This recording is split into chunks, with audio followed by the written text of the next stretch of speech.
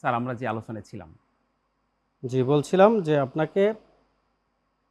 রমজানের যে শুরুতেই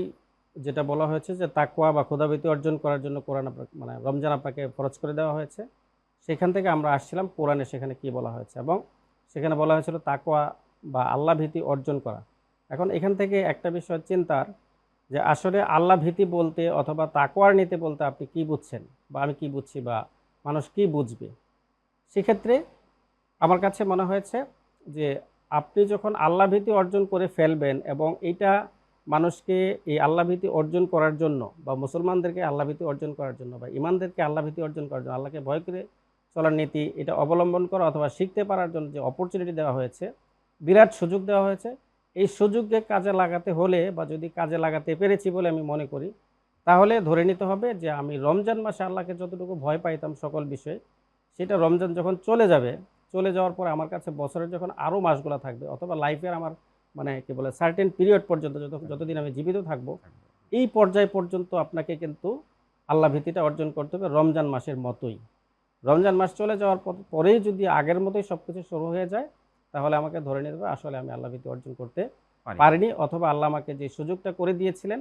সেই সুযোগটাকে আমরা কাজে লাগাতে পারিনি। এক্ষেত্রে এখন আল্লাহ ভীতিটা আপনি কি পর্যায়ে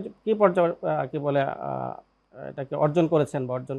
করতে পেরেছেন ভাববেন অথবা মিলিয়ে নিতে পারবেন কিভাবে? সেই ক্ষেত্রে যদি আপনি আসেন, তাহলে ভাবতে হবে যে আল্লাহ ভীতি বলতে আপনার যেখানে বলা হয়েছে যে এই কোরআনটাকে আপনার সত্য মিথ্যার পার্থক্যকারী অথবা আপনার জীবনের জন্য হেদায়েত গ্রন্থ অথবা চলার পথের পাথেয় হিসেবে দেওয়া হয়েছে। সেই ক্ষেত্রে আপনাকে অবশ্যই আপনার জীবনের যদি আমি বলি শুরু থেকে একদম জন্ম থেকে মৃত্যু পর্যন্ত এর মাঝখানে যত বিভাগ আসে, যত বিষয় আসে, সুতরাং আপনাকে এখানে ব্যক্তি পর্যায় থেকে শুরু করে আপনি যখন ছাত্র তখন আপনি পরীক্ষায় কি লিখছেন অথবা লিখছেন না, কতটুকু আরেকজনের সহযোগিতা নিচ্ছেন অথবা নিচ্ছেন না, কতটুকু নিজে থেকে লিখছেন এবং তখন আপনি মনে করছেন যে এটা যদি আমি দেখি, দেখার পরে আমি এর মাধ্যমে যদি কর্মজীবনে প্রবেশ করি, সেই কর্মজীবনে আমার যত আয় হবে, যত সঞ্চয় হবে, সবটাই কিন্তু আল্লাহর বিধানের বাইরে চলে গেল। সেই ক্ষেত্রে আপনার আল্লাহর ভয়টা আপনার মাথায় অথবা ব্রেইনে আপনার কাজ করে কিনা এটা মিলিয়ে দেখতে হবে। আপনি ব্যক্তি জীবনে যখন কর্মজীবনে যাবেন, আপনার অফিস, আপনার সারাউন্ডিং অন্য জায়গায় আপনি যখন মিলাবেন, তখন যেয়ে দেখবেন যে কাউকে সুযোগ সুবিধা দেওয়ার জন্য অথবা কারো কাছ থেকে সুযোগ নেওয়ার জন্য আপনি আপনার নিয়মের বহির্ভূত কোনো কিছু করছেন কিনা, কোনো সুযোগ নেওয়ার চেষ্টা করছেন কিনা, মানে কি বলে কোনো ফাঁক ফোকর খোঁজার চেষ্টা করছেন কিনা, সেটা যখন আপনি মিলিয়ে দেখবেন এবং তখন আপনি যখন বুঝবেন যে আমি রমজান মাসে আল্লাহকে ভয় পেয়ে রোজা রাখছিলাম, পানি পান করি না, ডুব দিও, তখন এইটা তখনও মাথায় আসে কিনা, আপনার চিন্তায় আসে কিনা, আপনাকে বিচলিত করে কিনা যে আমি এটা করে ফেলছি, সুতরাং এটার জন্য আমাকে আল্লাহর কাছে জবাবদিহি করতে হবে, এটা আপনার মাথায় ধারণ করতে পারতেছেন কথা আসছে কিনা। যখন আসবে